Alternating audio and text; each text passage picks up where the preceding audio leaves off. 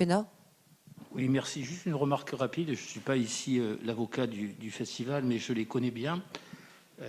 Cette année, il y a eu 7 spectacles. La montée en puissance dont parlait le directeur Pierre Hardy, c'est 7 spectacles au lieu de 4 à 5 en moyenne. Et ça a été voulu dans l'après-Covid, après l'arrêt du Covid. Et au moment où il y a eu un public qui a été fidèle au festival malgré ces difficultés, et d'une certaine manière, pour relancer le festival après, eh bien, ils ont réussi, parce que c'est miraculeux dans le contexte actuel artistique, avec 7 spectacles de très très haut niveau, de proposer 7 spectacles. Après, il y aura un rythme de croisière qui reviendra plutôt vers 5 spectacles donc pour une session. Et c'est en partie pour cela qu'ils ont sollicité la mairie. Après, évidemment, les sommes sont importantes, mais je tenais à le dire. Voilà. Oui, et pardon, vas-y.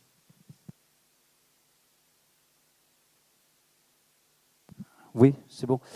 Le problème, c'est que l'augmentation, Marc, ce que tu viens de dire est tout à fait vrai, mais ce qui est important, c'est de regarder les parts respectives des cofinancements de plusieurs choses.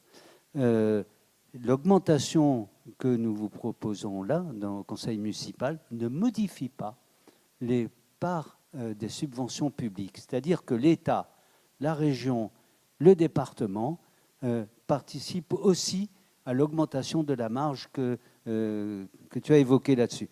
Enfin, ce que je voudrais rajouter, c'est que ça, c'était pour les parts des subventions publiques.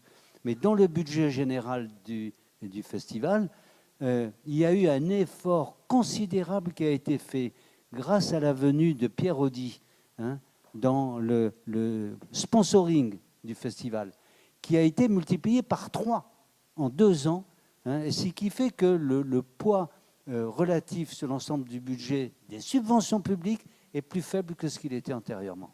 Voilà ce que je voulais apporter. Il y a eu un effort considérable qui a été fait là-dessus. Je confirme, c'est exactement ça. J'avais oublié de dire ça. Merci. Oui, il y a même eu un opéra qui était uniquement financé par un mécène. Donc,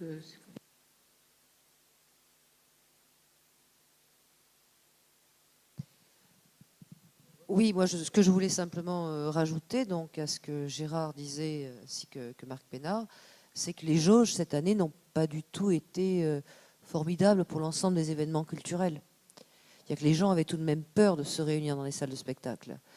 Donc, de fait, non seulement il y a eu un défi, ils ont pris un risque, mais en plus, quand bien même ils ont eu un certain succès, notamment numérique, ça n'a pas été simple. Et le Festival d'art lyrique fait partie des manifestations et des institutions culturelles qui permettent aussi à la ville d'être prospère au niveau des hôteliers, des restaurateurs et de ses commerces.